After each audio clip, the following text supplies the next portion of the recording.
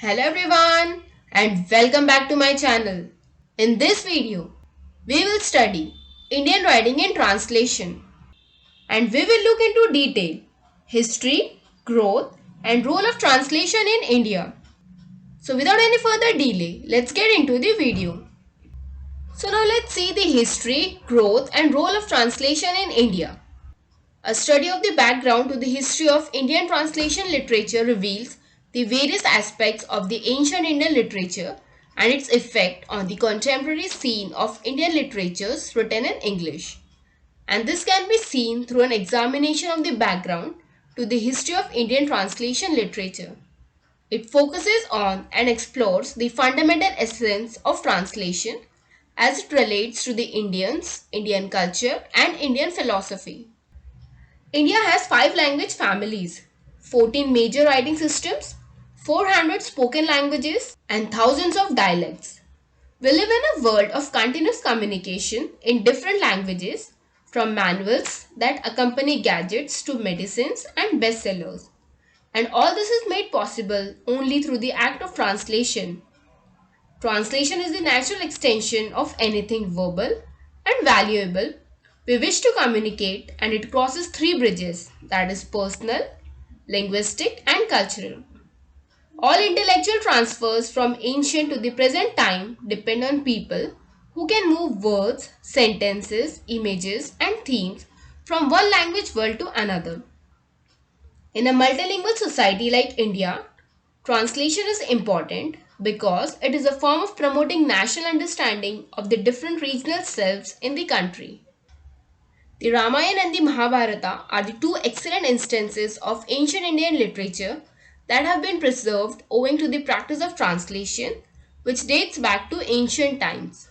And because of increasing interaction and contact with native Indian languages has proven to be one of the inevitable activities of communication and interaction to the extent that it has become an indispensable part and parcel of any language and its literature in India to be translated, and therefore whether it be translation or transliteration or transcreation that has now gained a particular place in Indian literature written in English. So, through literatures in translation, the development of a certain shared social vision is possible, and thus translation is necessary for the emotional unshackling and well-being of our country.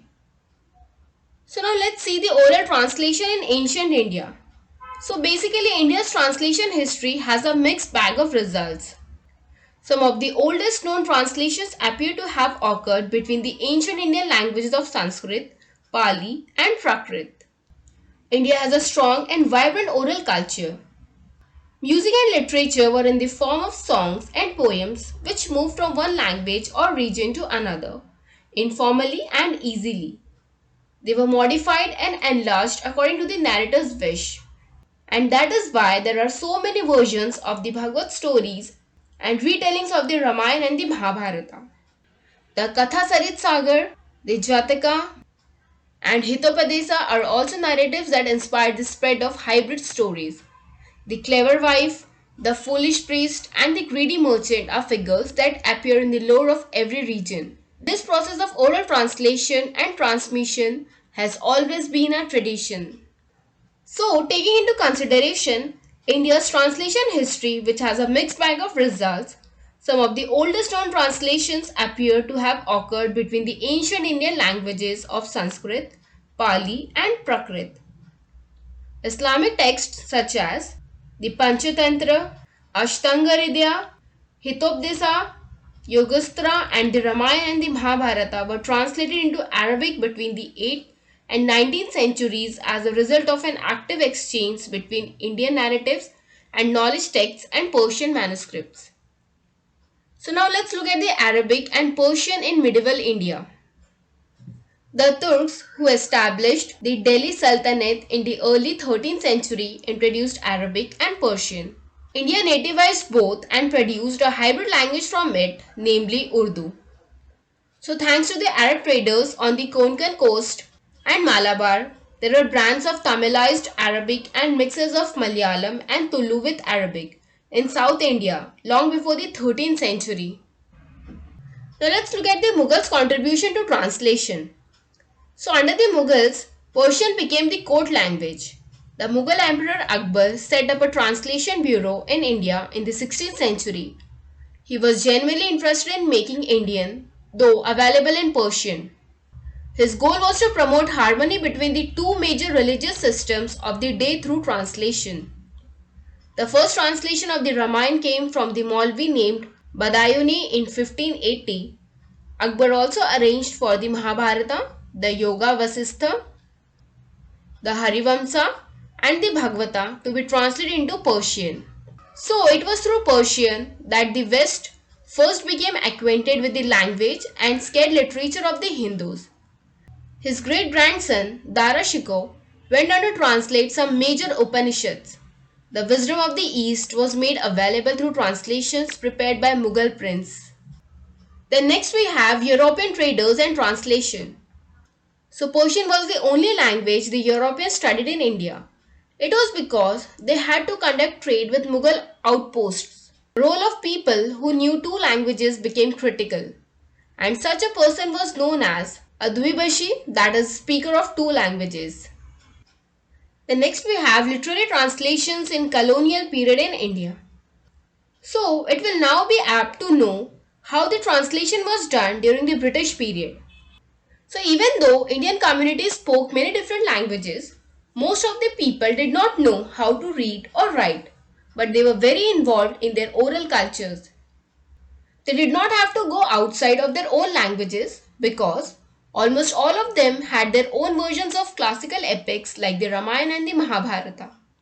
So, even though the British did not do much to help translate between Indian languages, and that has not changed much even though people talk about it and feel the need for it, the awareness created by the filter language, English, and the fact that the freedom movement brought people from all over India together led to a lot of translation work. In their very own languages, people could read the nationalist writings of V.S. Khandekar in Marathi and Bankim Chandra Chatterjee in Bengali. And also, as part of the effort to get more people interested in science, European textbooks were translated into Sanskrit, Hindi, Marathi, Bengali, and other local languages. And during this time, translation became part of a larger movement against foreign rule. And it was also a key part of expressing cultural identity and reclaiming the native self. Now next we have translation and governance. Early British translations. So for the first 100 years, translations of Indian texts into English were prepared by Englishmen in collaboration with Indians. British scholars urged their government to discover, collect and translate information about the land the East India Company was controlling. The Governor General Warren Hastings, in office from 1772 to 1785, felt that Hindus should be governed by Hindu laws. He had the law books, that is the Dharma Shastras, translated from Sanskrit into Persian by Indians. Then the Englishman translated the Persian versions into English. And the final texts in English translation were thus products of Sanskrit sources mediated by Persian. They were very difficult to appreciate and understand since three languages are involved in the process.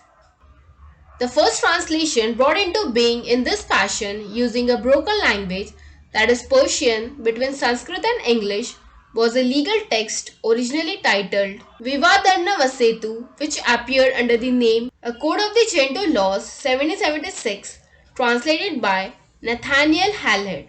The first complete translation of an Indian work into English was the Bhagavad Gita by Charles Wilkins, and the year was 1784 and the publisher was the Asiatic Society of Bengal. Then next we have the Bible in Indian languages. So probably the most linguistically influential translations have been those of the Bible, which were religious in purpose and literary in practice. Missionary activities and translations of the Bible into different Indian languages led to the preparation of dictionaries and the establishment of printing presses. Missionaries made a study of Indian culture, philosophy, and languages in order to develop methods to preach the Gospels. And some of the most important missionaries dedicated to this purpose were Roberto di Nobili, year 1577 to 1656, and he was an Italian. Then Bartholomeus Ziagenbilg, year 1682 to 1719, and he was a German Protestant. And Heinrich Roth, year 1620 to 68, who developed the first Sanskrit grammar in Latin in the 17th century. And all of this was transferred into English. The first Western style dictionary in Kannada was developed by William Carey in 1817, a Serampore missionary and a polyglot. And with these tools came the spread of journals, magazines, and newspapers in local languages. And these developments led to the growth of print media and book production. More and more people became literate, and this generated a middle class relationship that wanted to read something other than stories and poems about gods and goddesses. They wanted to read about people like themselves. So, forms and models found in English literature were quickly adapted by Indian writers during the 19th century. And in this manner, English, a language that had no geographical base in India, became one of the mediums of our intellectual exchanges and the means of communication with the outside world. Then next we have translation and modern India. Colonial education brought with it the establishment of English literature in India, and great importance was accorded to English studies. And this led to another irreversible reality from the times of Raja Ram Mohan Roy well into the 20th century. Anglicization was viewed as an achievement, and a knowledge of English was equated with progress and modernization. Then the next we have cultural domination of English in India. So, the most important phase of British superiority in India was the English language, which established its hold over India's cultural world. English literature was not taught as a university subject, even in Britain, till the late 19th century, but was promoted as a symbol of civilization for the Indian colony, and its study was institutionalized in India by 1860, and one could get a BA Honours in English from Calcutta University before it was in England in Oxford University 1894. So, when the British introduced English in Indian schools and colleges, they had an imperial plan. They believed that when someone studied English literature, he or she would not be able to help admiring that body of work and would, as a natural extension of this, become admirers of British culture. And they were right, because for 200 years, Indian languages, literature, and art forms are yet to recover from English domination. And many generations of Indians genuinely believed that Indian literature and culture had nothing to match the scale, delicacy, or greatness of things.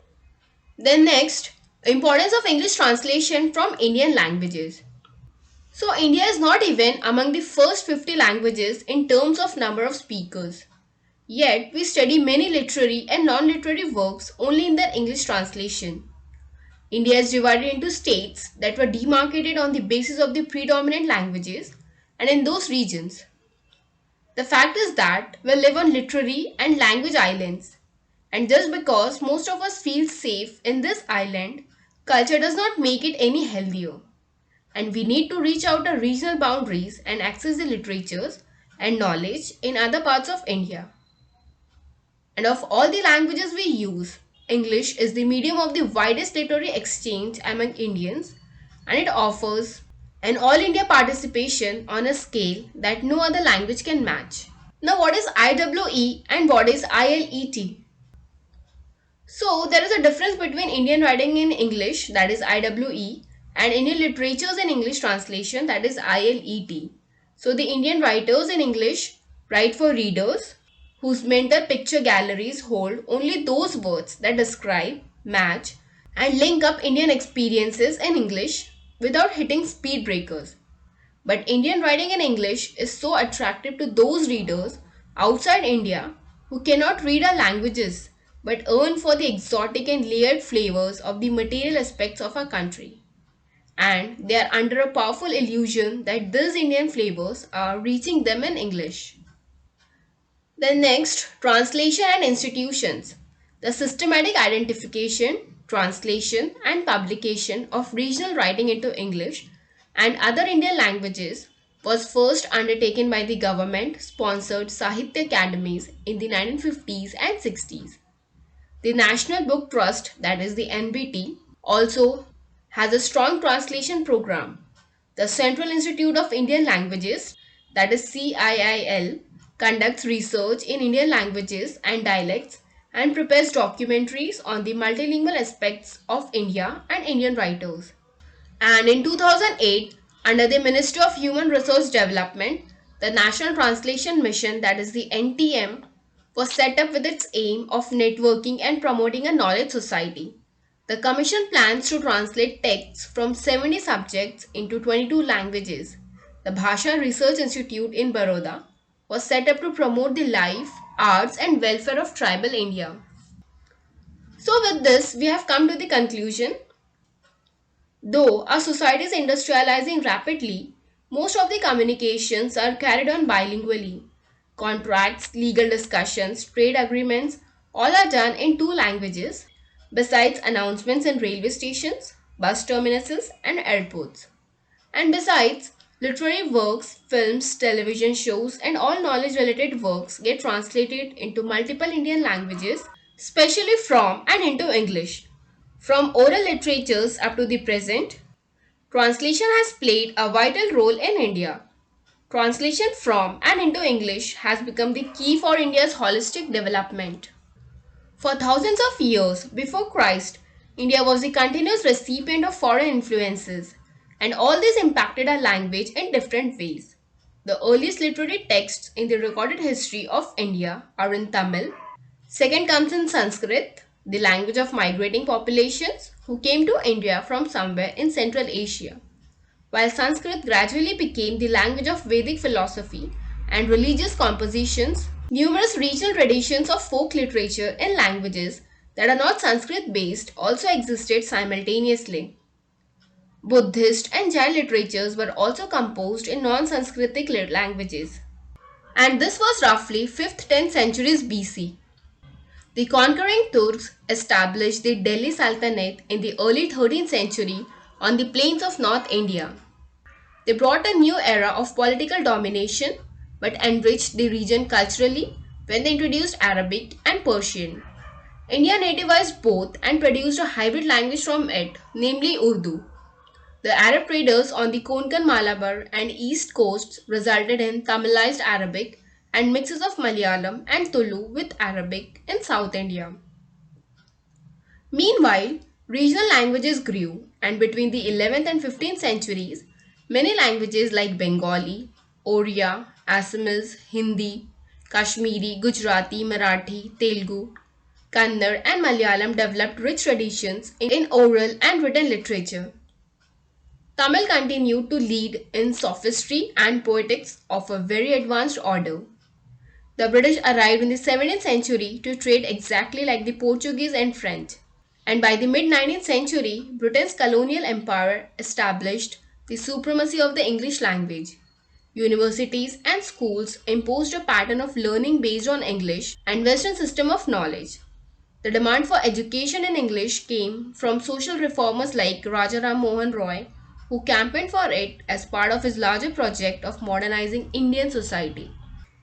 Missionary activity and translations of the Bible into Indian languages led to the preparation of dictionaries and the establishment of printing presses. And with these tools came the spread of journals, magazines, and newspapers in local languages.